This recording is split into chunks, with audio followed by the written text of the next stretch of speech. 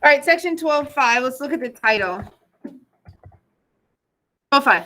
Graphing quadratic inequality. Set your pencil down for a minute. Let me give you an overview. We just did lessons on graphing quadratic equations. So we know if we can graph a quadratic equation, we're going to find the vertex, we're going to find the y-intercept, and we're going to find the x-intercept. That will give us a graph. Now, if my inequality says this or this, as opposed to this, it's going to be a dotted line if it says this. So when you're going to graph your parabola just as if it says equal. So put your dots on. Then either connect it with a dotted line or a solid line. There's only one step after that. We have to shade. You are either going to shade this or this. And you guys have done shading before, so here's how you do it. Ooh, can anybody tell me? What do you usually do when you have a graph and you have to figure out which side you're going to shade? Pick 0, 0. Pick a test point. So if I test 0, 0, and I plug it in and it comes out to be true, I find 0, 0. Hey, true, that must mean 0, 0 works. I'll shade it in. If I plug in 0, 0 and I get a false statement, then I don't shade 0, 0. I shade the other part. By the way, I should have arrows going. And I should shade all of that. So, not really anything new. You're going to graph it as if it was an equal sign. Graph your vertex, your y-intercept, your x-intercept. That will get you the shape. Then either connect it with a dotted or a solid. After that, pick a test point and you're done. We're going to do, well, let's look at the one that's done for you. So you still don't need your pencil. Let's look at this one from page 206. Yes. So the book, we're not going to go through every step. The book has graphed the vertex, the y-intercept, the x-intercept. Notice it says this, not this. That's why it's connected with a dotted line. Now, to pick a test point, here's 0, 0. So if I test 0, 0, let's see what happens. Plug a 0 in for all the x's, a 0 in for all the y's. I get 0. That's going to be 0 and 0. So I'll have 6. Is that statement true or false? 0 is greater than 6. That's false. So I'm not going to shade 0, 0. I'm going to shade everything else. Does this make sense? Really easy. So that's how you get, this is what your answer looks like. I should see work off to this side. Like, here's my vertex. Here's my intercepts and stuff like that. All right, pick up your pencil, please. Go ahead and leave this space for where you're going to show your work and just put an XY axis on your graph paper on the side. Since they didn't give you graphs, just use the graph paper in your book. We'll do this first one completely together. AJ, what form is your equation in? Standard. Yep, we call it standard form. So we're not doing left, right, stretch, shrink, up, down, because we don't know that. We can kind of tell the stretch and shrink, but we can't tell anything else. So we're going to probably start by finding, let's say, the vertex. There's a formula for vertex. James, what's that formula? Do negative b. There you go, negative b. Over 2a. There you go. Let's all do negative or opposite of b over 2a.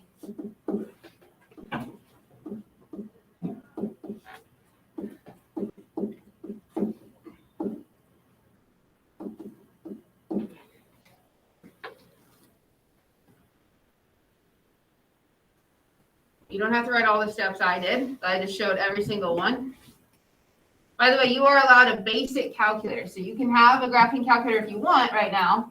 But on a test, you won't be able to use a graphing calculator. You could use a regular calculator just to add, subtract, multiply, divide. So let's plug in -2 and get the y value.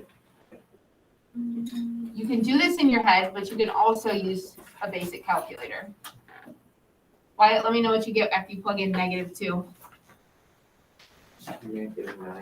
Yes, so I'll give everybody time to find that. You should get -9. Do not get -9. Why are you kidding?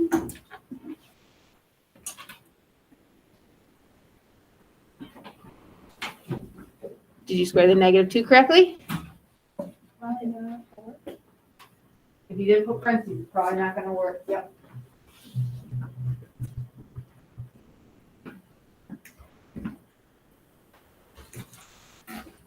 Yeah, there you go. I would suggest plotting it right away. That's up to you. If you like to find all your pieces and then plot them all at the end, whatever you want.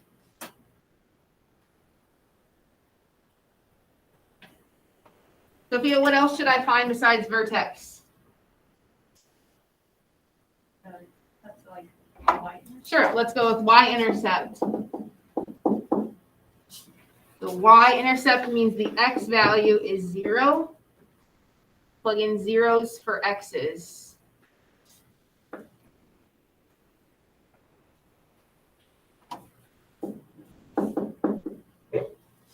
By the way, as I'm doing this, I'm ignoring the inequality until I have my graph. So as I plug in zeros for x's, I'm just pretending this says equal for now. So I'm getting y equals -5 for my y-intercepts. Let's plot -5.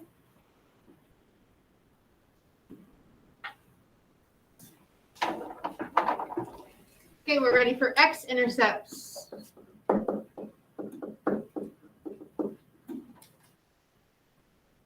Y is 0. Let's plug that in.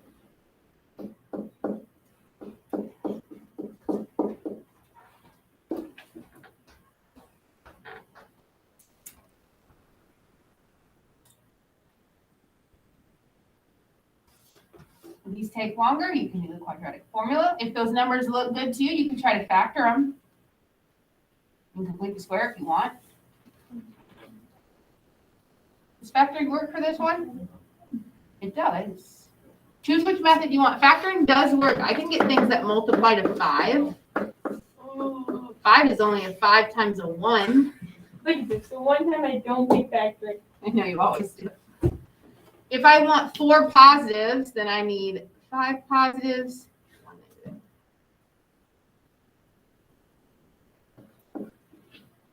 I get an x of 1, -5. Did anybody do the quadratic formula and get the same answers? Almost.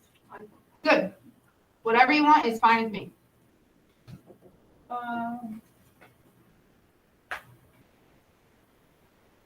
Yeah.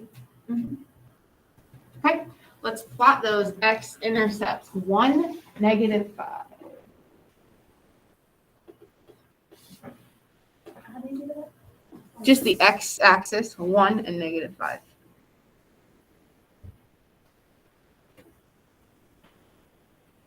Any questions up till this part?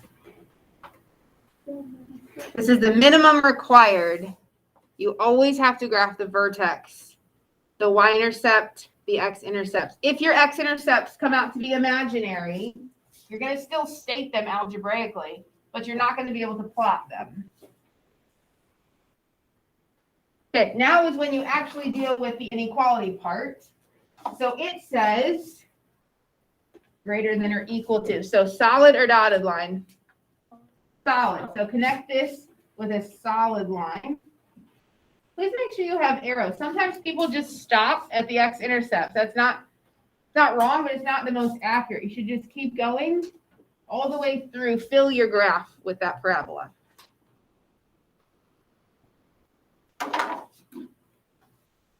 All right, all I have to do is shade it now. See? So can we pick 0, 0? When can we not pick 0, 0? If it's on the line. If it's on the line. If it goes through 0, 0, then what point do we pick? 1, 1. Any point you want. 1, 1, 0, 5, 0, 3. Something that's easy for you to plug in. I'm going to show who's ever grading my paper that I'm testing 0, 0. So then I'm going to actually show that. I'm going to plug in a 0 for y. And I'm going to plug in zeros for x's. All right, is that statement true or false? True. 0 is greater than or equal to -5. That's true. So I'm going to write true. If I can't tell the difference between your T and your F, then write out the whole word. T. Does that tell you where to shade? Shade the part that has 0, 0. So 0, 0 lands here, which is sort of inside of the parabola. So the inside of the parabola gets shaded. If I said for extra credit, name 10 points that work in this inequality, I would fail. could you do that? No. Yeah. 1, 2, 3, 4, 5, 6, 7, 8, 9, 10. All of the points in the shaded region satisfy this equation. Every point in the shaded region, it goes on forever because this parabola continues. There's like an infinite number of points that work. Does an infinite number of points mean all of the points? Yeah. No. Does this point work? No. Does this point work? No. You should be able to name 50 points that work and like 50 points that don't. Could you pick a point on the line? Do these satisfy the equations? Yes. If it's a dotted line, No. then the points don't, but they're very close. All right. I'm going to have you do B. Raise your hand. I'll come check it. And then you're going to do C on your own. By yourself? Yep. And then I will come check that. And then you can start your homework. I'm never going to get to my homework.